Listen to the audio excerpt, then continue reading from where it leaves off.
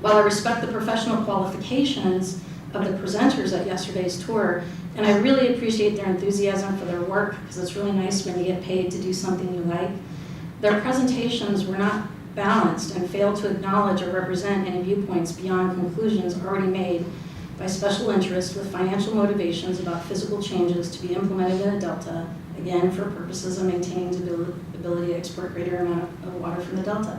Because let's not kid ourselves.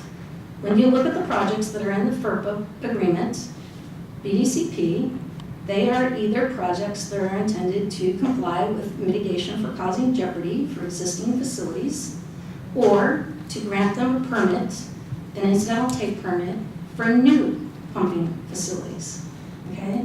It's not being done altruistically. There are financial motives here, and again, special interest. I'm okay with that, as long as you hear from all sides in order for you to be able to rise above that.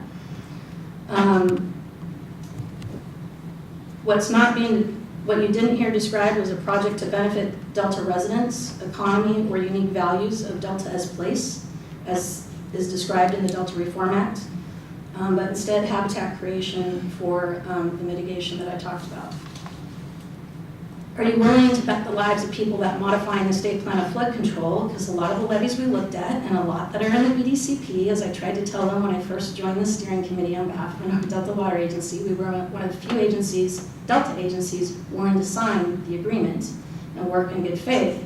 And I told them when they first released their conservation measures, I said, these are not habitat projects, these are flood projects, because almost every single one of your 22 measures is talking about modifying either a project levy or a bypass. So I'm like, these are Army Corps deals, and this is a system. These are not individual things. Every action has a reaction in the Delta. They're all related. By you only listening to one side, you have fallen into the trap of not even knowing what you don't know or should know. You need to start asking the right questions, but you won't know the right questions to even ask unless you broaden the scope of who you listen to in regards to this project, these projects, I should say.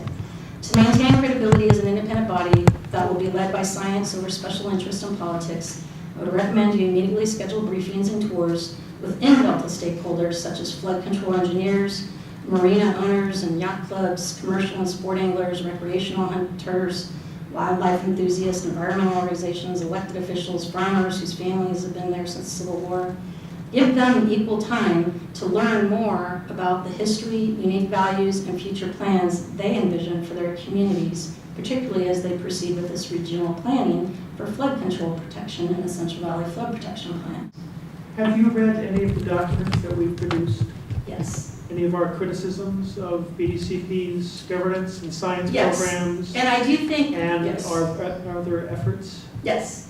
Have you found those to be unbiased, or received yes. public comment? I think that the ones you've named are. Excuse me. We've received public comment from people from the Delta,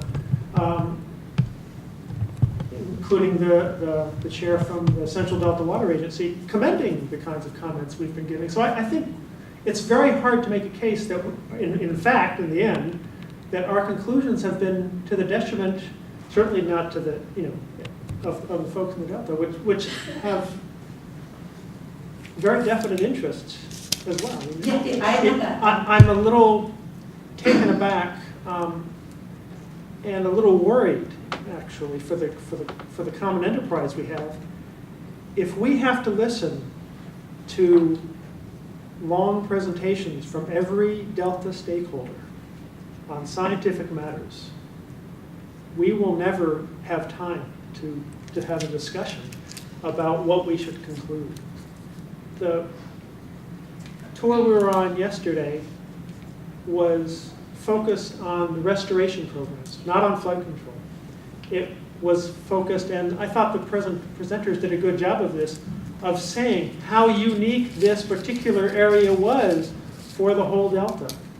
There was discussion of the effects of fetch on levees and the problems of having, or the aspects of having core levees, project levees different than local levees, reclamation levees, and private levees. I thought it was pretty good. I must admit I was a little bit worried with the one representative from Metropolitan Water District, but I thought we gave him a hard time about some things as well. So, and the other presenters, one was from the science program of this Delta Stewardship Council, and the other was a scientist from USGS. So, I've been to much less balanced presentations about the Delta. I appreciate the perspective you have, and I think all of the stakeholders from all the different points of view on the Delta would like us to meet with them, and I think we should try to meet with them as much as we can. But if we met with everybody with an interest in the Delta to hear in depth about their interests, we're not a political body. We will not be able to function in that. That's my concern for this body. So I appreciate your comments, and I thought the discussions that you added on a presentation, in the presentations yesterday, were very useful and enlightening. But I worry if this body has to hear from everybody about everything before we talk about anything, we will be log-jammed as much as many other processes are log-jammed. Again, I'm okay with agreeing to disagree. I'm fine with that. It is my perspective that I gave based on the tour that I was on yesterday. We spent our whole time in something called the Yolo bypass area, which is the major component of the state plan of flood control. Part of that presentation, if it were balanced and really, it would have been talking about, we would have had somebody, for instance, from the Central Valley Flood Protection Board there to talk about how that functions in a system.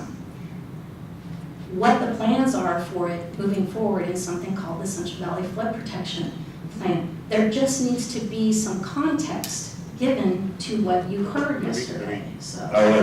I think all of us knew that we were hearing a very certain perspectives, that we were not hearing the full picture. There was some discussion that, we among ourselves, at least I had some with other board members, if we were talking to a levee district, we'd be hearing a very different set of presentations. There was some discussion about seepage from flooded areas into non-flooded areas and the importance of considering that.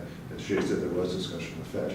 But we were really there to see the Delta and to see, and it really was about restoration projects, and it really was about some of the science concerns associated with the restoration projects and the lack of monitoring, the difficulty in permitting. So we have talked about, and I think I've told you and others that we've talked about in future tours of the Delta to have them from other constituents, have other people take us out and give us their perspective. So I think we're pretty well aware of that. It certainly doesn't hurt to have us told point blank, you should have included more perspectives yesterday.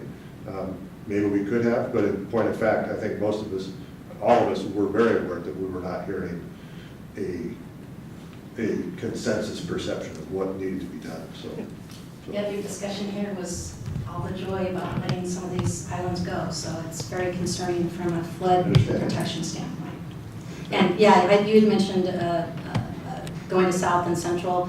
That really was not my point yesterday. It was more the types of stakeholders, just to hear some different views.